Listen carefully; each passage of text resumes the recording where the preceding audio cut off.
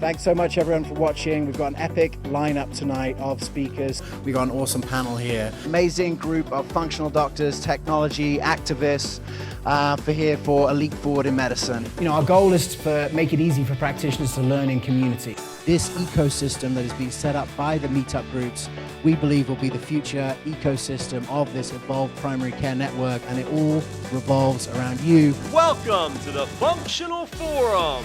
Thanks for joining us in the charge to accelerate the evolution of medicine. Please welcome your host, James Maskell. Welcome to the Functional Forum. Grateful to have you all here and super excited for this episode of the Functional Forum on Upstream and talk about what is necessary for the transformation of cardiology. If you didn't watch last month's episode, I highly recommend it. We talked about the endothelium, we talked about the glycocalyx, and we looked at sort of a new vision for a new model of cardiology. And we're going to continue that this evening with some incredible speakers and interviews and really get into what that looks like. So just for everyone, this is a live show, so you can use hashtag Functional Forum, and we'll have time for Q&A. I'm on Twitter more these days, and so if you use hashtag Functional Forum, great way for us to have a little bit of a conversation, even outside of the time of the Functional Forum. Just a shout out to all of the communities that are around the country. This is one of the reasons why we do the Functional Forum, is to learn in community and make it easy for doctors to learn in community.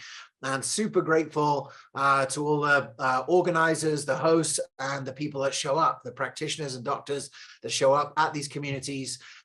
Really grateful, especially for some of our partners like Institute for Functional Medicine, who are supporting us in getting people to these groups and building these local communities. So I'm super grateful for that.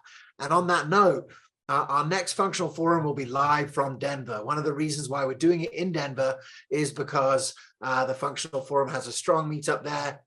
Justin Dow, who's the local community organizer, will be putting that event together. And we're going to be talking about the different ways in which functional medicine is being deployed in primary care, secondary care, on insurance, other different models, and bringing that community together. So that's going to be live streamed. So put that on your diary.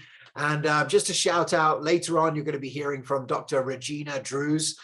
She's a cardiologist, but she's also works for an organization called ChenMed that is one of the leading value-based care organizations in the country. And she is actually going to be speaking at this event, which is the PLMI event. I go every year. It's always really high quality information.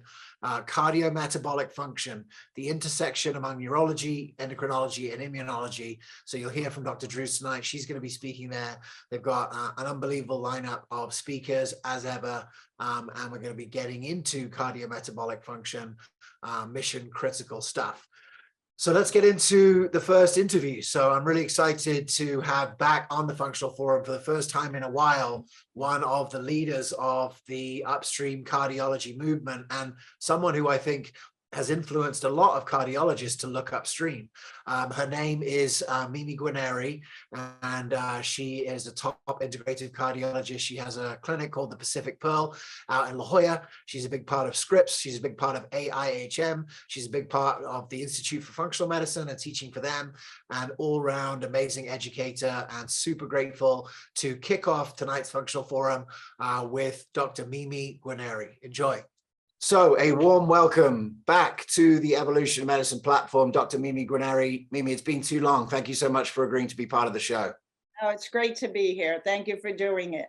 So we're talking about cardiovascular risk and sort of its links to systemic chronic illness. And so I guess maybe let's just start with, with the physiology. I mean, obviously the heart is the center of the blood flow, and that blood goes everywhere. So why don't we just start with that? Like, what is it about the heart and cardiovascular risk that makes it a good predictor for chronic illness? Well, I think what we have to remember is it is beyond the heart, right? We have a vascular system that goes from the top of our head to the tips of our toes. And that vascular system affects everything, the brain, the kidney, the liver, and so on. Every organ you can think of has blood flow to it. So in the old days, we used to think it was all about cholesterol.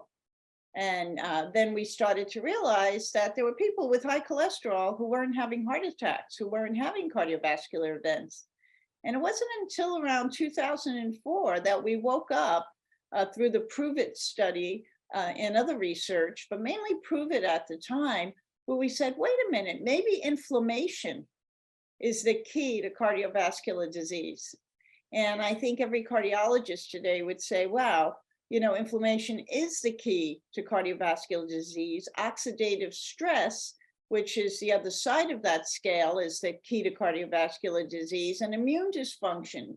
And so we have to then ask the question, you know, in functional medicine, we always talk about, let's get to underlying cause, right? We don't just say, oh, you have diabetes, take this pill.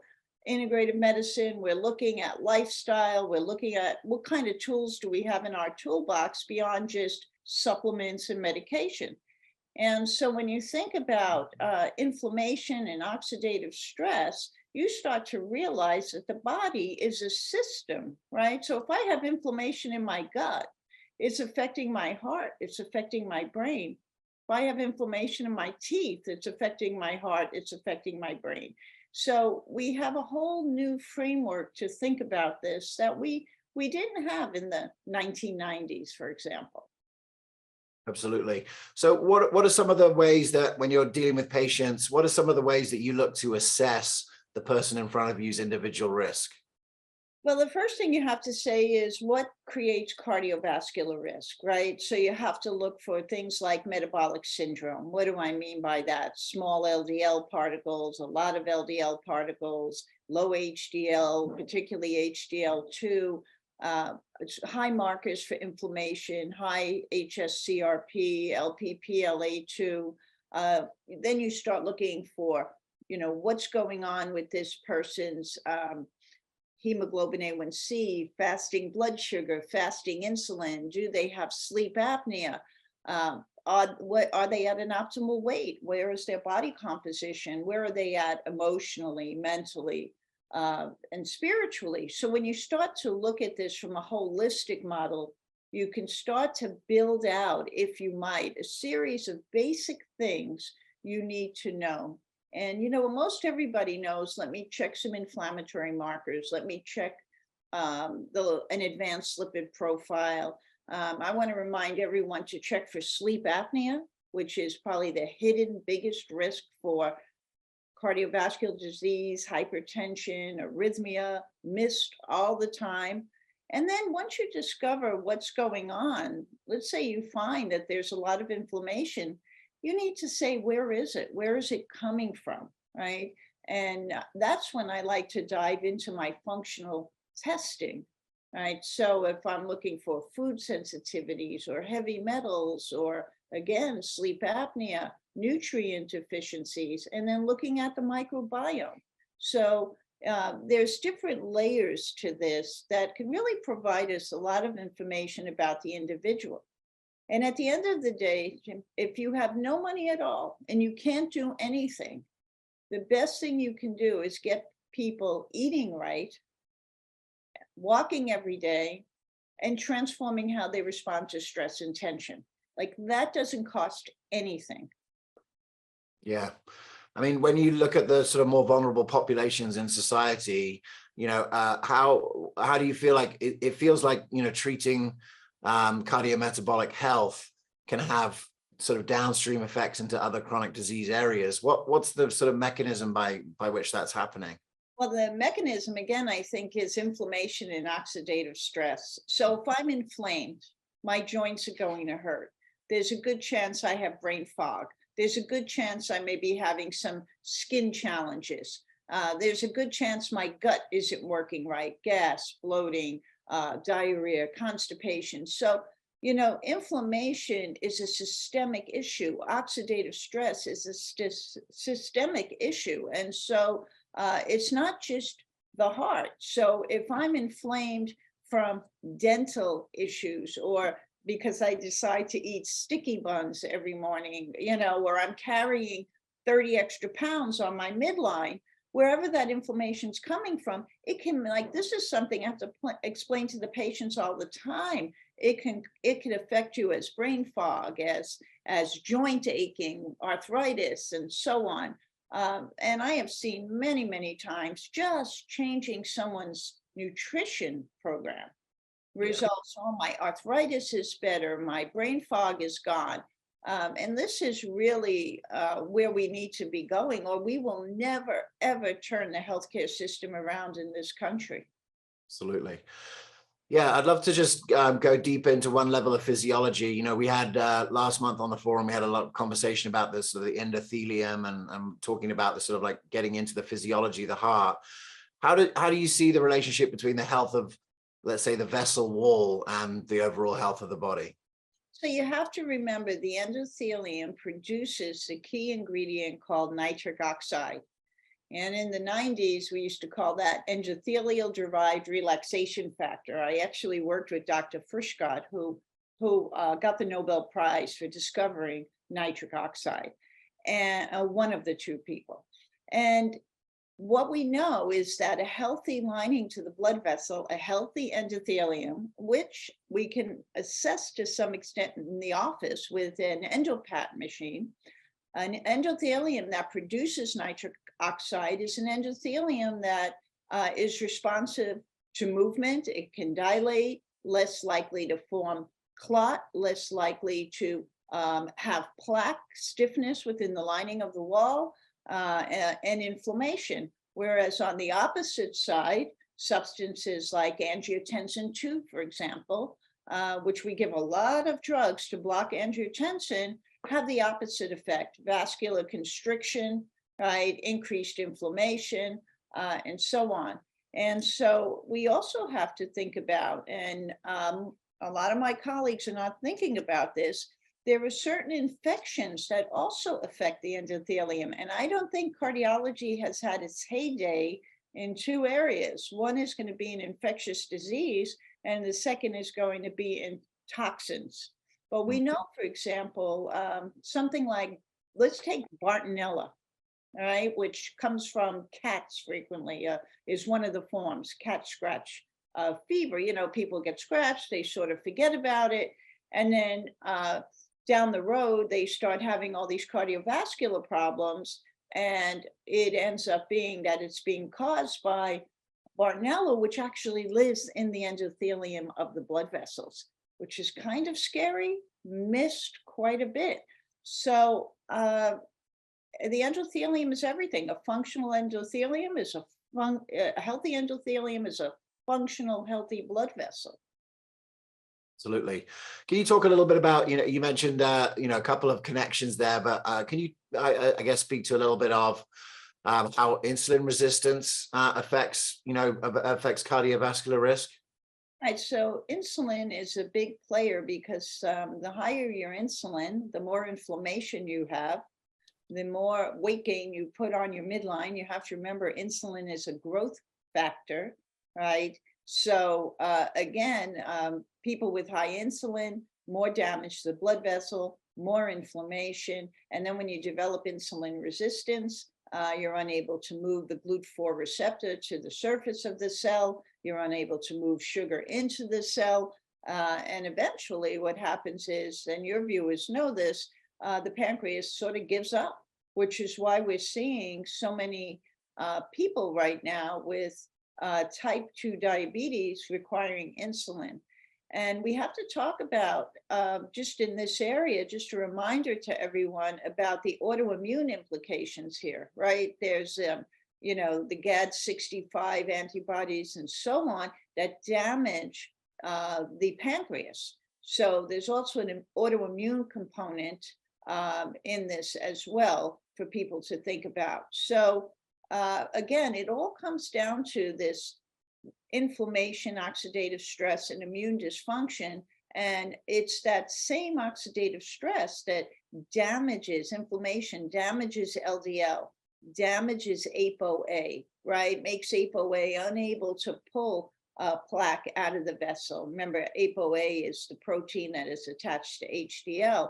So we start to see a dysfunction of enzymes that are important in preventing cardiovascular disease. And, we have pathways, this, a damaged oxidized LDL will turn on NF-kappa B in the nucleus. Once we turn on NF-kappa B, we have a host of inflammatory cytokines that just come raging, literally, to cause inflammation throughout the entire body. So that's the pathway we have to downregulate, right? And that downregulation really starts, for me, through nutrition. I appreciate your insight, and as a leader and as a visionary and also as a cardiologist, and super grateful to have you on our team, Dr. Guarneri, and thanks so much for participating here in the Functional Forum. Great. Keep up the good work, and thanks for having me. All right. Well, I hope you enjoyed that. And Dr. Guarneri is such a joy to work with, and so many great pearls there as we go upstream in cardiology. Now, this is all happening in the context of the most acute issue in cardiology in human history, right? We are cardiology and myocarditis and topics to do with the heart health are in the public eye like never before because of the pandemic, and particularly because of the mRNA vaccines. And so one of the conversations we wanted to have was about this topic. Now, if you've been following the Functional Forum, you'll know that last month we talked a little bit about it with Dr. Burke and Dr. Twyman. And if you've been following the Functional Forum and our podcast, last week we had an interview with Dr. Nathan Bryan, and I'd highly recommend going back to that because it was all on nitric oxide. But we talked about the effect on the endothelium of this overproduction of spike protein and what it means. And that topic is so now and so critical that we've decided to have a bit of a follow-up on that. So I'm really excited to introduce our next interview, Dr. Aseem Malhotra. Now, Dr. Malhotra is a cardiologist based in the UK. The last time he and I connected, he was lecturing about issues in science. He's brought out a couple of books on what he believes to be the healthiest diet. He's been very influential in the UK in having conversations about hospitals and what food they serve in hospitals and what businesses they allow in hospitals. Also about inflammation-based models of cardiology. Now, this is an incredible interview. He's been, interviewed everywhere across the world because you'll hear very clear ideas about what is happening to the heart when it comes into contact with mRNA vaccines. I think it's the most important conversation that we could be having. Just as a bit of he is actually in South Africa now. So for the first 10 or 15 minutes of the interview, the audio is great, but the visual wasn't great. So we're going to add in some elements, visual elements to take you along. But the last 15 minutes there was absolute, gold. And I think that I'm really grateful for Dr. Malhotra to be putting this into the public eye. I think it's a really critical conversation. And what I shared at the end is that I hope that this may be the topic that allows the kind of change in medicine that I think everyone in the functional medicine community would like to see, with a lifestyle first root cause approach. What would it take to shift medicine to that degree? This might be it. It was an epic interview with Dr. Aseem Malhotra. Enjoy. So a warm welcome for the first time here on the Functional Forum, Dr. Aseem Malhotra. And Doc, thanks so much for making time. I know you're in South Africa currently and on a bit of a world tour, and grateful to have you for the first time on the Functional Forum. So thank you so much for making time. Thanks, James. Always great to speak to you, mate. So just to give the audience a little bit of context, I've known you for a number of years, and right before the pandemic in December 2019, we got a chance to hang out both in the UK and then actually at CrossFit HQ, where you were doing a great lecture, and then we did an event together in San Francisco. And even at that time, you have a history of, I guess, speaking truth to power when it comes to diet and lifestyle and cardiology. So you want to just sort of give us, give us the setup as to, what you were doing before the pandemic. Yeah, James, thank you. For me, my primary purpose, as for most doctors, is to improve patient outcomes. So, I've been campaigning on this area, this issue on population health and why are we not optimizing it. And in many ways, in many parts of the world, in fact, we are regressing in terms of our mental and physical health. So for me, my research, my area of interest, my advocacy work has been looking at the root causes of that, going back to, say, probably 2010, where I really hit the mainstream hard, initially around highlighting the fact that we have an obesity epidemic in the UK and many parts of the world, why our hospitals become branding opportunities for the junk food industry. So that's really where I started my work. And of course, that built up to when we connected. And of course, also during the pandemic, I was someone like other people, very disappointed that our public health authorities hadn't highlighted the fact that there was a clear link between poor outcomes from COVID and excess body fat, conditions linked to being overweight or obese. In fact, that ultimately proved to be, correct, in the sense that much later on, we discovered that 90% of the deaths from COVID happened in countries where more than half the population were overweight or obese. So throughout 2020, I was a big public advocate on that. I managed to break the mainstream, BBC News, Good Morning Britain, did a lot of international podcasts as well, wrote articles in medical journals and newspapers really to highlight this. And then Matt Hancock, the Secretary for Health, in the summer of 2020, actually asked me to advise him on the links between COVID and obesity and what should be done. And I basically said to him that we've got essentially a ultra-processed food industry, big food, who are behaving like tobacco companies did many years ago in the way that they engineer their products to become addictive. And they've managed to get them everywhere. And then they fuel the consumption of these foods through advertising, even to children. So therefore, the solutions have to be not just about educating the public, but policy changes that allow the healthy choice to become the default choice. Now, that's one thing, he supported me and said, yes, thank you, Aseem. And Boris Johnson on the back of that then said he was launching a war on fat, and alluded to some of the things I'd recommended, but ultimately they haven't implemented any of those things, like taxing ultra-processed foods, banning advertising of ultra-processed foods, reducing the availability of them. For example, why are hospitals still 75% of the foods purchased in hospitals are still ultra-processed? So once one understands that, James, which is what I have done and others have done in this space, you then have to campaign to make sure the education gets out there, but also for people to understand why these system failures still persisting. And that ultimately it's because there is a collusion of sorts between people that we thought to trust, like medical establishment bodies and government, and these big, powerful industries whose only interest is to make money. And they often lie in their pursuit of profit, and they harm people and they kill people. Let's just not beat around the bush here. In 2018, I gave a talk in the European Parliament called Big Food and Big Pharma Killing for Profit. And now, as we move forward through the pandemic and, hopefully on the other side of it, and looking back at what's happened, for example, at the excess and manipulations of pharma in relation to the vaccine we'll get onto, we're dealing with something that we've never dealt with before, on a scale we've never dealt with before, that is truly horrific in terms of the harm it's done to population health and the harm it's done to trust as well in the medical establishment and government. Yeah, absolutely. I want to give you a shout out, actually, because when we were sitting there at CrossFit, one of the things that you were talking about with regard to, I think, statin therapy at that time was the difference between relative risk and absolute risk. And, when the pandemic came along and they started talking about the success of the vaccine straight away, I was just like, hang on a minute, I've heard this before. I know how this thing goes, 95% effective, reduction 95%, I guess I just want to credit you for giving me that context, because ultimately I felt like it allowed me to sort of see things a lot more clearly, and also see how the sort of pharma marketing machine was working even in 2020 before the vaccines arrived. No, absolutely, mate. It's a really good point. So I think there is a big issue as well around basic health and statistical literacy.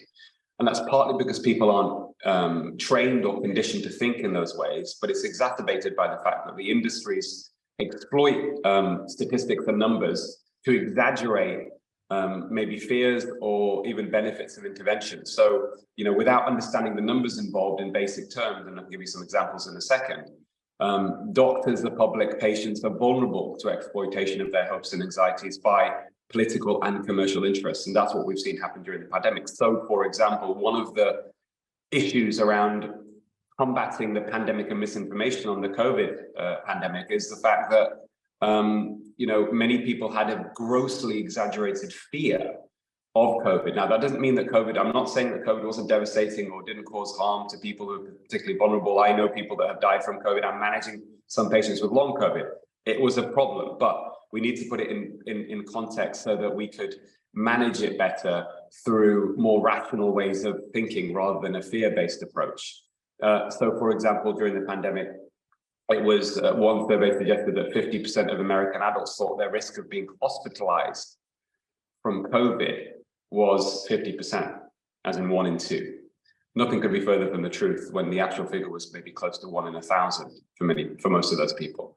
So this is a big issue, a big problem. And of course, for me, what I try and do is when I have conversations with patients, I always think about how can I communicate what I'm interpreting in terms of, health issues, policy issues, but even, in terms of my clinical practice, how do I interpret that information in a way that the patient can understand? So whenever I approach these areas and these issues, that's where I go to.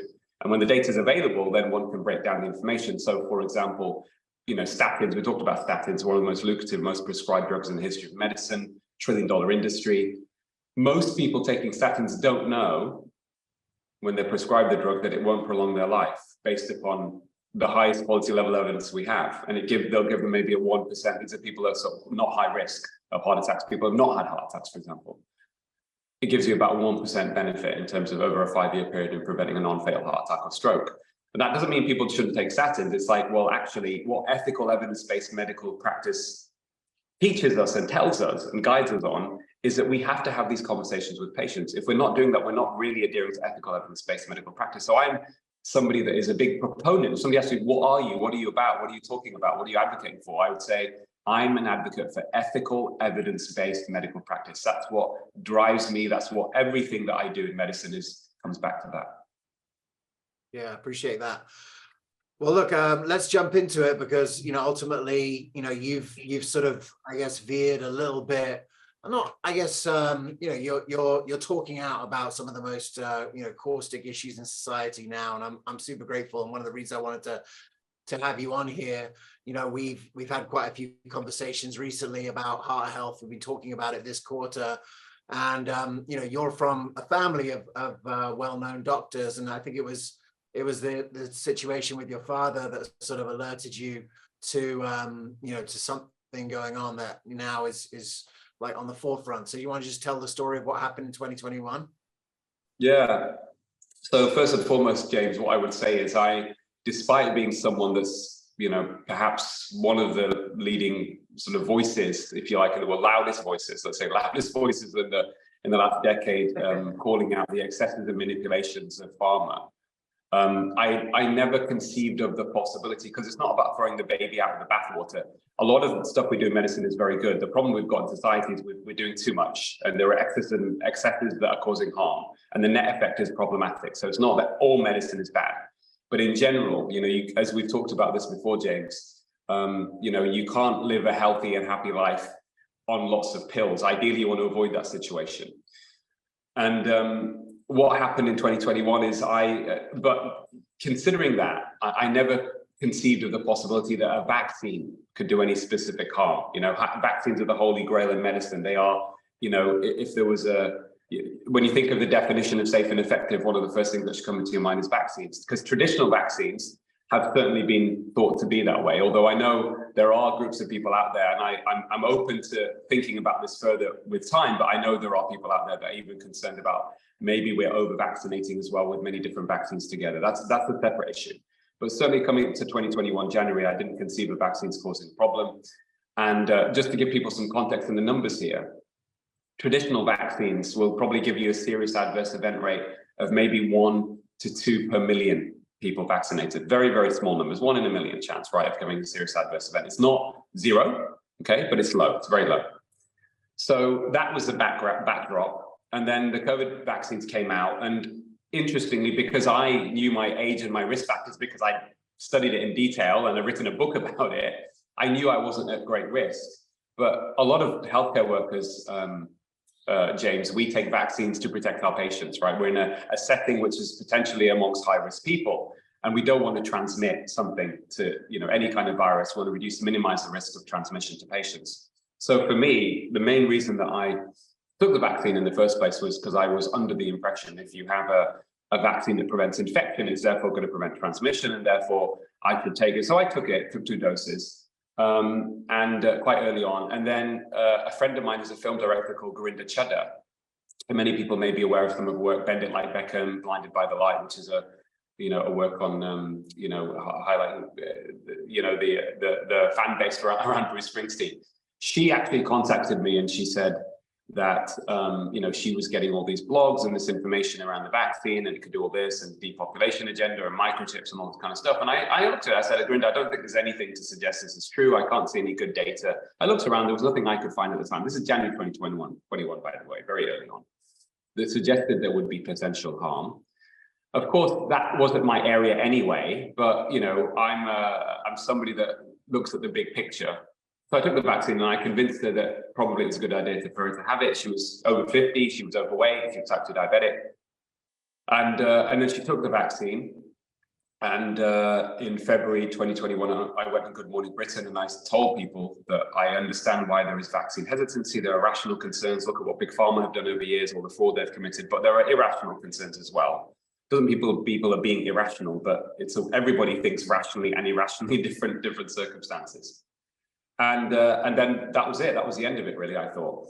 And then in July 2021, my dad, unfortunately, suffered a sudden cardiac arrest. It was very unusual circumstances. The way that he had a bit of mild chest discomfort, he had a cardiac arrest quite quickly, which doesn't normally happen unless it's a setting of a heart attack. And his postmortem didn't find a heart attack. It found 2 critical narrows. So the whole circumstances were a bit odd. And I didn't, again, fully understand it. And James, you're talking to somebody that has spent his life and even been involved in shifting the understanding of how heart disease develops into coronary artery disease, and even what we can do to potentially reverse it. So this is actually my area of interest. I'm an expert in this field, and I could not explain why my father would have had what we call rapid progression of coronary artery disease. He had a bit of mild furring from scans we did a few years ago, but it was nothing of any significance. He was a very fit guy. To get to that stage, something has happened. And often we can think about lifestyle. So did the diet get worse? Was he not doing exercise? Was he more stressed? None of those really added up. He was very active during the pandemic. He was walking 10 to 15,000 steps a day. He was still very social, certainly as well as you could be through use of FaceTimes and Zooms. He was interacting with people constantly. He moved to a new flat. We've lost my mum. So all these things play in. I thought, well, maybe was it stress? But again, it didn't add up. And then several months later, it wasn't actually at the time of my dad's death that I started looking into it. It was only several months later, with hindsight, I kind of thought this could have linked to my father's death, because the first thing that alerted me to this, well, there's a couple of things. One is a cardiologist I know that didn't have the vaccine, and surprised me when he told me that in April 2021, said that he noticed in Pfizer's original trial in the supplementary appendix, there were 4 cardiac arrests in the vaccine group and 1 in the placebo. Now, very small numbers, and it could just be by chance, but he said, if this is a real signal, we're going to have a big problem here. So that was the first thing that I had lodged in the back of my mind. And just, I'd kind of, it wasn't in my full consciousness, but I kind of vaguely remembered him telling me this. And then what happened was we then had plausible biological mechanisms. So an abstract published in Circulation suggested that the mRNA vaccines, within a few weeks of having them, James, would cause inflammatory markers in the blood to go up, which are correlated with heart disease risk. So 11% risk of having a heart attack in 5 years jumped to 25%, just within a few weeks of the vaccine. And that is, again, one study, shouldn't use it in isolation, but then you're thinking, hold on a minute, if this seems to have some truth in it, then we've got a mechanism now that people having the vaccine are going to have accelerated coronary artery disease and increased risk of heart attacks. That was the next bit of information. And then I'm not going to bore you with all the details, but several bits of data started to emerge after that, which were confirming these findings. So I then decided I was going to critically appraise the data, because I first went on GB News, actually, in October, November 2021, because I'd had multiple bits of data suggesting a heart issue. I said, this needs to be looked into. And that went viral. I then have to put up behind the scenes, many people don't know this, quite nasty stuff. So anonymous doctors writing to medical bodies that I'm affiliated with, saying this guy's an anti-vaxxer, spreading misinformation, you need to censor him. So I had to deal with all that behind the scenes, including, back and forth and emails and annals and decisions and all sorts of stuff and warnings given to me. So I thought I need to really critically appraise the evidence through a medical journal. But one thing I will add, James, which is really important that I think people need to maybe appreciate. I haven't come into this late, because I also, around the time when I noticed there was a problem, potential harm from the vaccine, and called for an investigation into it in 2021, our Secretary of State for Health, Sajid Javid, suddenly announced that we're going to mandate the vaccine for healthcare workers. After we had clearer data at that point that it wasn't going to stop transmission, it wasn't stopping infection, it didn't make any ethical or scientific sense. For them, every opportunity I had, because my father's death was also associated with a delay in an ambulance getting to him in terms of resuscitation, I exposed that as a whistleblower in the mainstream media, which then became BBC News. And because of that, they were then, around that time, they were asking me to go on BBC Breakfast. I was on Sky News, I was on LBC talking about this. And every time I said, I just go, and by the way, talk about the healthcare crisis, after you what's behind it, I said, well, we've not tackled the excess of manipulations of pharma and big food for a long time. And now we've got some stress in the system. We've got a fast pandemic with with COVID. Slow pandemic with chronic disease being exacerbated by COVID. And this is why we're in this mess. But we must stop this mandate for healthcare workers. And I did everything I could to campaign on this. And we were successful. There was another group called Together Declaration, some prominent other figures, some doctors that were involved in this as well, including Steve James, an ITU consultant in the south of London, who, again, cornered Sajid Javid on the news. It was brilliant. And it went viral saying, well, actually, what about natural immunity, etc.? So we were successful in that campaign. And in the meantime, I was writing this article, which went through a peer review in the Journal of Insulin Resistance. I've written in many medical journal articles over the years, James, very high impact journals. This was the most rigorous peer-reviewed article I'd ever written. And eventually I published it in September, and I concluded that the evidence of harm from the vaccines on the best quality level of evidence was so great that it needed to be suspended. And I broke down the benefits and harms, which I'm going to very briefly with you in a second. And it becomes a no-brainer, actually, James. That people will be looking at this and saying that conspiracy theorists, what's going on here? Look at this guy's credibility. Because obviously you get the smears and attacks in the mainstream as well, which has happened, which I see as a sign of progress. But the reality is, the biggest barrier we have, James, to getting this truth out to people is a psychological one, right? Which is willful blindness because of fear and indoctrination that was so deep that even educated people thought they were being objective, combined with the fact that we have the complete capture in many ways of information from these big industries like Big Pharma, where they've managed to control the media, editorial decisions, social media was captured. Of course, they've got the political links as well. And this is what we're battling, James, right now. This is what we're up against. This is the biggest challenge we have, is really to combat the corporate psychopathic entities that are big food and big pharma. And the only way we're going to do that is by reinforcing the facts head on of what they're doing and how they are destroying the system. And ultimately, we are the victims. Our patients are victims. We are the victims. Our families and friends are victims, and people need to really understand that fully. And once they do, then we can start making progress and towards giving all of us, which I know, James, you've been a big advocate for, is giving all of us the best opportunity for optimum mental and physical health. That's all we want. Absolutely. Well, I appreciate you sharing all that. And, I just want to salute the courage that it takes to go out there and do the work and communicate the way that you're doing. Like, I know that, it's a really divisive topic. I think it's maybe divisive, not for any other reason apart from, by making it divisive, it reduces the power of the force that's coming back, against the mandates. And one of the things that I see now is that, if you look at it today, 99% of people aren't getting their boosters, even though the CDC is recommending the boosters. And that says to me that what was once, 20, 30% in 2021 of people who knowingly weren't following the rules in America, or, the CDC rules, now that's 99%.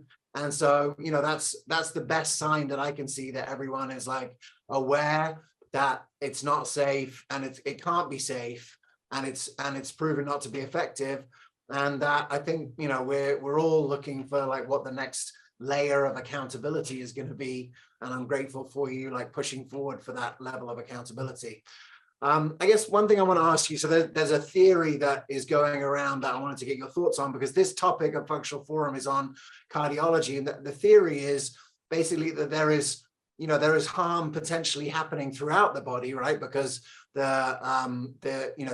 doesn't just stay in the arm, it goes everywhere, but it's the heart where it shows up because the heart can't repair itself. And I just wanted to get your thoughts on that, because that struck me. Yeah. There are some autoimmune mechanisms. We don't really know what the impact of constantly producing spike protein in many different organs and systems is, but the heart is unique in that it can't repair itself. And so then you see myocarditis and those kind of things. What do you think of that as a theory? Yeah, so first and foremost, I think it's not even just a theory now, James. We've got backing actually in high impact journals explaining the mechanism. Now they have reported enough, because they're being cautious, saying this is probably causing rare side effects. But the side effects issue, actually, just to put that in context for people that don't know, for numbers wise, it's at least 1 in 800 of a serious adverse event. Okay, something that causes disabilities, life-changing, or causes hospitalization. And when you look at the reanalysis of the original trials that led to approval of the vaccines, you were more likely to suffer a serious adverse event than you were to be hospitalized with COVID. What that means is it's likely, James, it should never have even been approved for anybody in the first place. Let's just establish that. So the mechanism, and it basically affects every organ system. So the lipid nanoparticles, the platform, the spike protein, which we thought would stay in the arm for a few hours or a few days, generate antibodies, end of story, seems to be distributed throughout the body for at least 4 months. Up to at least 4 months, if you like. And what it does is it either causes a toxic effect to those tissues, or it causes an autoimmune reaction, which you've said. And that includes the heart, the brain, the kidneys, the liver, the ovaries, the testes. Even skin problems are emerging because of that. So that's really the likely mechanism of harm. And with the heart, yes, if you, the thing about the heart is, and what's really interesting is that people want to look this up. I think, I made my paper's open access, and it's a free open access journal. People don't have, it's not paywalled, everyone can read it, they can download it. It's a long read, but it's hopefully an interesting read. There was a list which I put in there, which was created and endorsed by the World Health Organization, right? When the vaccine was approved, you couldn't make this up, honestly, mate, you really couldn't make this up. When the vaccine was approved, they created a list of potential serious adverse effects that can happen from these vaccines, COVID mRNA vaccines. And that list was not told to any doctor or distributor. We didn't know about it. And on that list, James, is pretty much everything and anything that can go wrong with the heart, from heart failure to heart attacks to cardiac arrest to rhythm disturbances to myocarditis or pericarditis. And really that's the issue. So in terms of repair, if you have myocarditis and you have scar, myocarditis basically means inflammation of the heart muscle. Now that can cause permanent damage to the cells, necrosis of the cells we call it, which is similar to having like a heart attack, or it can just cause inflammation for the short term and then it disappears and people get on with their lives after having had a short period of symptoms of maybe chest pain or breathlessness or whatever.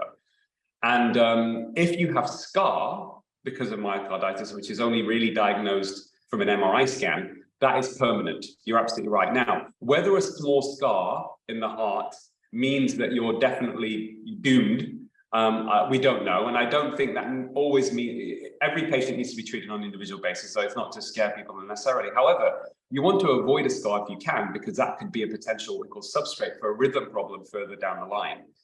I do think, though, with the myocarditis issue, when you compare it to what we call viral myocarditis, so interestingly, my older brother, when I was 11, he died of viral myocarditis when he was 13. So I've seen it firsthand, and I've managed many patients as well in my cardiology career with myocarditis. Viral myocarditis acutely seems to be a lot worse. So the rule is a third. If you get viral myocarditis, a third of those people will go into heart failure and die very quickly, like my brother. A third will have some permanent damage to the heart muscle and carry on with pills, and a third will have some kind of acute event where they'll feel unwell, and then they'll get better and lead a normal life. That's the rule of thirds. I don't think that's the case necessarily with specifically with myocarditis from the vaccine, but the problem with the vaccine is there are several different effects on the heart. And the other issue is viral myocarditis from COVID doesn't seem to be any more prevalent than other viral myocarditis. So it's not, people might say, hold on, but isn't viral myocarditis worse? Yes, acutely it is, but that doesn't mean the vaccine is going to protect you. And the other issue, James, is if you have COVID, one of the worst things you can do is have a vaccine after it, because you're more likely to have side effects from the vaccine if you've already had COVID. So the whole thing has been totally mismanaged. It's been unscientific, our approach to this, the vaccines and COVID. It's been unethical. I think there is probably, there are cases to be made and people are calling about criminal activity. there's likely, without naming any companies, I think there's a very high chance that we will ultimately find out that there was scientific fraud involved in the dissemination of many of these vaccines. And it's a really sad state of affairs, but this is really the end result, James, of, decades. This hasn't happened overnight. This has taken decades to get here, of this capture, invisible and visible, unchecked power of powerful entities, which I have described often behave in their approach to business like psychopaths. And we are now suffering because of it. Well, I want to maybe finish there, Aseem, because, I know pre-pandemic, right, there was a lot of things in order to get healthcare right. A lot of things that were built upon had to sort of crumble in order to actually get healthy, right? You've got these huge entities, big food, big pharma, not necessarily incentivized for, to create healthy humans. You've got an operating system of medicine with lifestyle medicine and functional medicine, clearly superior in creating, outcomes with chronic illness, but not necessarily like ready for prime time. And I guess the question is, now that I see recently I've talked about the Norfolk group and their creation of essentially the questions that they would ask for a COVID commission, right? If there was a COVID commission, these are all the things we want to ask, because it was, public health was wrong in all these different areas, and we want to try and pick out and understand why. Yeah. Just my question is this issue that you're talking about right now, could this be the thing that shakes the foundations enough for us to rebuild healthcare around food as medicine, systems biology, empowerment, community, all the things that, that I've spoken about, that you've spoken about. When we did that event back in San Francisco, I thought we came together for a very compelling vision of what was possible. And I just wonder whether or not, this is just sort of what was needed, a little bit of death and rebirth to actually create the system that, maybe our hearts know is possible. Absolutely, James, 100%. Einstein said, in every crisis lies opportunity. This is the biggest crisis, medical mistake, attack on democracy, damage to population health that we will witness in our lifetime.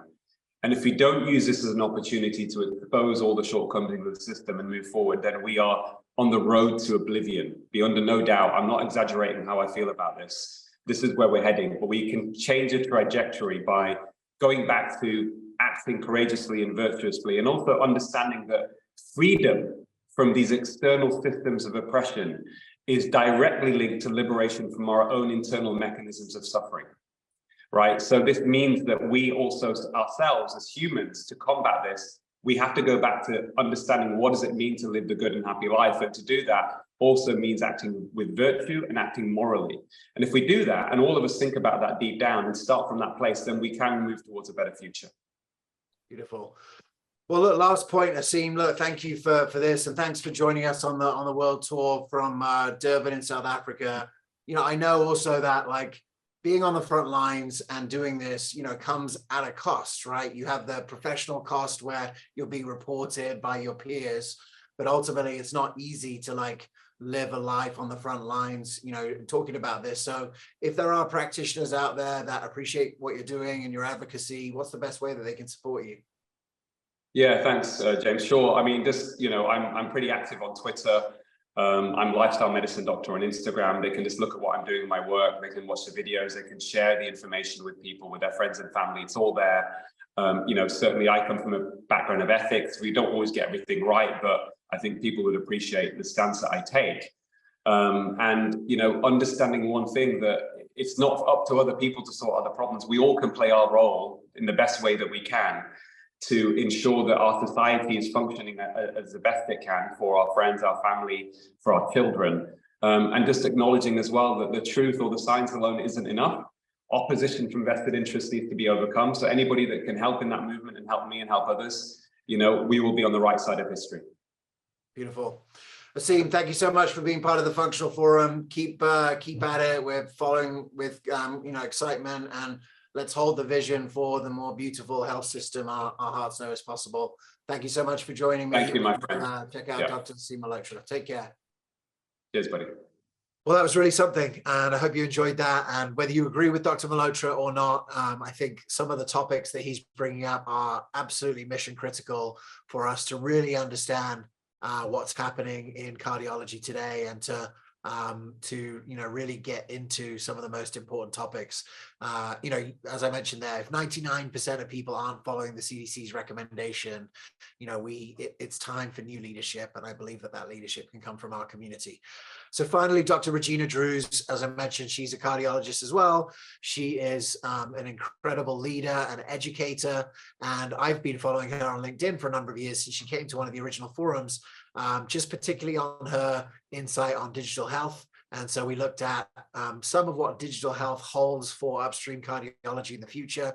I think it's critical for everyone in our community to be up to date and to understand it. So welcome, Dr. Regina Druz. So a warm welcome to the Functional Forum, Dr. Regina Druz. Welcome, Doctor. Thank you so much, James, for having me. I'm particularly excited to have you on the Functional Forum because a long time ago, back in the day, in New York, when we had the Functional Forum there every month, I remember that you used to come and you came from Long Island to check it out, and you had some events out in Long Island. So it's great to have you on the show after all these years. Thank you for being part of it. Thank you. And, thank you for leading this effort. It's been amazing to see you grow and kind of scale across different verticals to bring awareness, educate practitioners, educate patients. I think you're part of the group that made functional medicine a little bit of a household name. I hope so. Well, let's get into functional cardiology, because that's an area of your specialty, and you've now found yourself in working with an organization that is making big moves in value-based care, initially primary care and now specialty care. Why do you think that the work, why were you chosen for this, and what is it about your resume and the work that you've done that makes this kind of medicine, or the medicine that you would practice, part of the future of cardiology? Great question. I think majority of cardiologists, regardless of their practice setting, would probably tell you that they wish so much that they could spend more time leveraging preventive opportunities for their patients, their patient groups. And unfortunately, we are behind the curveball in many ways with regard to prevention. Cardiology traditionally is the specialty that uses a lot of procedures, a lot of medications, and uses them very well, because we're able to give a chance to patients who maybe just 10 years ago or 20 years ago would not have survived, and certainly improve the lives of a lot of patients with more modern techniques, whether it's the surgeries such as TAVR for patients who are otherwise inoperable, or pacemakers or defibrillators, or care rendered during acute myocardial infarction. It had shown tremendous value. But I think we're finally at the point where we understand that while we're great at providing care for acute and chronic conditions, we have more value to unlock by preventing these conditions from happening in the first place. And that's where preventive cardiology truly comes in, with the integrative and functional medicine approach, right? Because it allows us to bring together some of the rapidly developing technologies, opportunities in digital health, artificial intelligence, and machine learning, and integrate that into a more preventative strategy to aim to reduce the burden of chronic conditions, and bring it alongside a very successful procedural arm. So I think I was tapped for this because I seem to be walking in both worlds, traditional world and more integrated world, and I have a lot of interest in digital health and risk prediction. Well, let's talk about digital health. Can you give us an example that takes that sort of into the real of like what is happening in digital health and cardiology that you think could take us a long way forward in preventing and reversing chronic disease and chronic cardiometabolic disease? Well, so some really, really exciting opportunities. For example, we have quite a few companies that have devices that are able to monitor a patient's fluid status. And this is especially relevant for patients who have heart failure. Heart failure is a very expensive and very common condition in cardiology. Easy to treat, but difficult to manage, because the time period where a patient decompensates very often is silent. And by the time a patient is symptomatic, it may be a bit too late to really prevent, let's say, a hospital admission or even a mortality. So smart scales, for example, integrated via Bluetooth. So Bluetooth blood pressure cuffs and oxygen monitors have allowed an opportunity to get in between the visits information that, if you look at it in aggregate, starts to provide you with interesting patterns. You can leverage those patterns to actually allow an early intervention. And some of these things are pretty nifty. You know, we have an implantable devices that actually require a procedure, and a patient then goes home and lays down on what's called a smart pillow to get information about how much fluid the lungs might be seeing. We have very interesting technologies that look like a bathroom scale, and just step on it and gets what's called digital biomarkers. There's a company called Bodyport that does that. Algorithms that are put to use with wearables that transmit things through the skin. And even a technology where a patient uses a vest that they put on that measures how much fluid, for example, is collected in the lungs. And this technology goes back to some of the military use, because it uses radar-like technology to actually detect that. So very exciting. And, you know, it's really this augmented medical diagnosis that, as cardiologists, we have an opportunity to have now that maybe a generation ago wasn't even close. Okay. You know, Mark Houston came on the forum last month, and, you know, obviously has a very high-tech cardiovascular focused practice. And his thinking is that, you know, as he keeps continuing to prove his outcomes, his cardiovascular outcomes, eventually, you know, insurance will come around to want to pay for these outcomes because they diverge so significantly from conventional cardiology. What are your thoughts on that? Well, interesting supposition. And, you know, I don't disagree. I think the issue is, how do we define value, right? So remember that value is quality over cost. And so you could have the same value with very high quality, but it could come at a very high cost, right? And you can have the same value with very low quality if the cost is pretty low. So to truly unlock value, you have to show improved quality with lower costs. And that's where it comes, you know, into the domain of value-based care or employer covered care, and where health insurance carriers want to see a differential that technology or the style of practice can provide. And so the question always would be, if you're providing high quality care as defined by the current standards, and you're able to do it at lower cost, what is then the value of anything else that bumps up your cost, right? Can you show that there is an exponential quality gain so that your value grows even higher? And that's where the challenge is. Yeah. Well, it makes it important for everyone in our community to, you know, to track their outcomes. Again, last month, Dr. Christine Burke, who's a primary care doctor, but does a lot of, you know, integrative cardiology. You know, she's had a practice where she's tracked all of the MIs over 12 years in her practice. And I think just keeping track of that kind of data can help take us forward.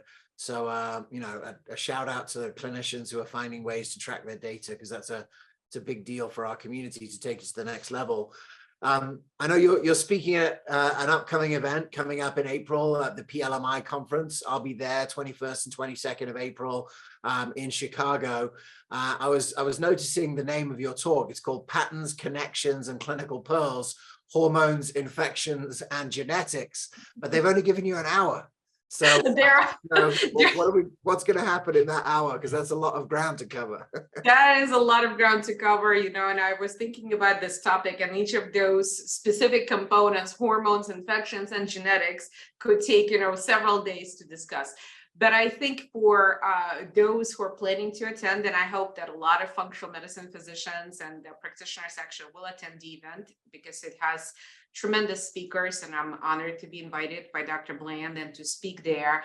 I think they would appreciate a more pragmatic, hands-on, case-based approach. So I'm planning to actually show how hormones, infections, and genetics are not only applicable to more of a traditional functional medicine workflow, but actually have taken hold right now within the cardiology practices, because we do pay attention to hormones, even in traditional cardiology level.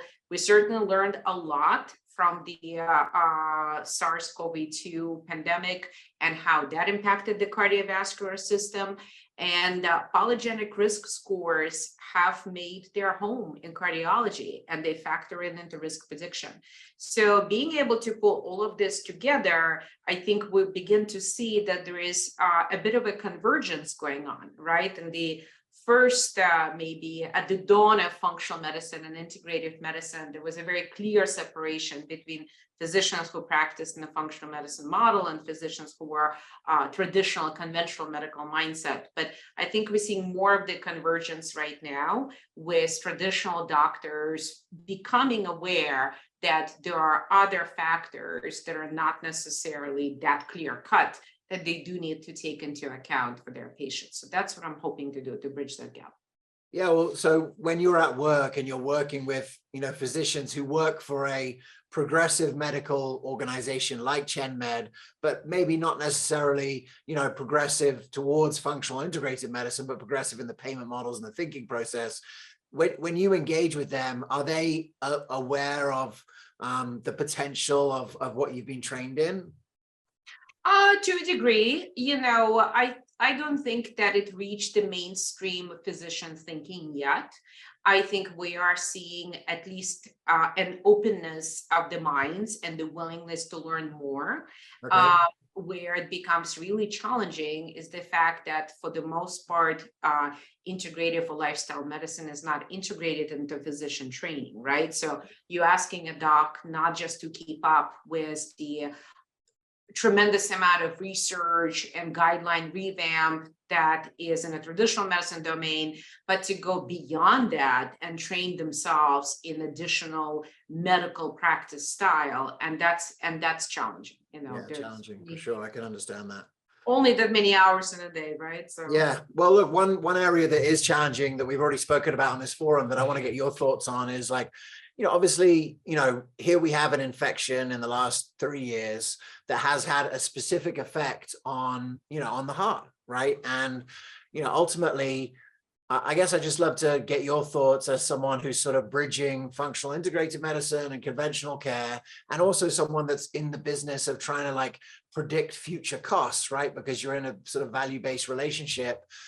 How are you thinking about, the effect of the vaccine and the effects of long COVID on the heart, and what, what are the effects of this new variable entering cardiology that you couldn't have predicted 3 years ago? Yeah, so a great question. And, again, we can talk about each of those topics for days on end, and I'm sure people do. What I think is important to realize is that COVID, in many regards, had a silver lining, right? And what was that silver lining? So that silver lining was twofold. Number one, we came to shine a spotlight on a lot of inequalities in medical care. And we came to understand that non-communicable chronic diseases, diabetes, hypertension, obesity, have actually compounded manyfold an acute infectious illness. Right. So that kind of pushed healthcare systems, physicians, patients to seek more holistic integrative approaches, because you don't cure non-communicable chronic diseases with, surgery or by giving more and more medications. We're already doing that and we're not seeing an impact. So we have to shift to this more holistic model. We have to bring in social determinants of health. We have to provide access to care that many patients actually don't have, and not just routine care, but holistically integrated care that actually puts patient at the center. With regard to vaccines and COVID itself, obviously it's from the pathophysiological standpoint, clinical standpoint, really seeing the impact on cardiovascular system had brought back the notion that a lot of cardiovascular issues are inflammation based, right? So yes, if it's a patient who falls in a very high risk group, we do know that vaccines prevent severe disease. They don't prevent transmission, but they do prevent severe disease, including hospitalization, being on a ventilator, or death. However, a much younger patient, especially if they're not inflamed, may not necessarily need the full vaccination series, because in that population, we actually had seen emergence of myocarditis, especially in male patients who are fairly young, and concern, of course, being that the inflammation induced by the vaccine was affecting them more than potentially the impact of the COVID illness, right? So we have to always balance in this precision medicine land how much of the population-based approach is relevant to an individual in front of us. And that's been a challenge in conventional medicine, and it's a challenge in integrative medicine as well. Well, it's interesting you mentioned that, because I remember Dr. Bland saying a few years ago that the future was this like precision public health, right? Where you have to create a healthy population by thinking about each person as an individual. And obviously, you know, I think some of what you shared with regard to technology is the path towards there. I think we're still a ways off, but you know, thank you for shining the light in the right direction. We're really looking forward to your presentation at PLMI, and looking forward to reconnect. And yeah, thank you for stepping into the role that you're doing. You know, when I heard, I've you know, ChenMed's been on my radar for a long time. When I heard that you were going there to work very closely in cardiology, I thought that was really good for the industry to have someone who, you know, had so much background in integrative and functional medicine and could go and shine a light on where it could be in an organization that's making great ground. So thank you for your leadership and your expertise, and thanks for being part of the Functional Forum. Thank you so much, James, for having me. It was a pleasure speaking with you, and I look forward to meeting you again in person in Chicago. All right. Yeah, you can be there too. April 21st, 22nd, we'll be in Chicago. Check it out at the PLMI conference. The name of the conference this year, the topic is cardiometabolic function, the intersection among neurology, endocrinology, and immunology. And that's a classic Jeff Bland title, and it'll be a classic Jeff Bland conference. All right. Take care. Take care. Bye-bye. All right. That's it. We will see you next month on the Functional Forum. We'll be live from Denver. It's going to be a great show. Look forward to welcoming you there. 8 o'clock Eastern, 5 o'clock Pacific, 6 o'clock Mountain, because we'll be in Denver. We'd love to see you in person if you're in the Denver area. Otherwise, we'll look forward to seeing you. We got some exciting news coming up about what's happening with the Institute for Functional Medicine's annual conference. We'll be doing some cool stuff with them. I'll be at that conference and hope to see you there. I'll also be at PLMI April 22nd and 21st and 22nd in Chicago. Looking forward to seeing many people in person again. Thanks so much for tuning in to the Functional Forum. We'll be talking upstream cardiology. I'm your host, James Maskell. Thanks so much for tuning in, and we'll see you next time.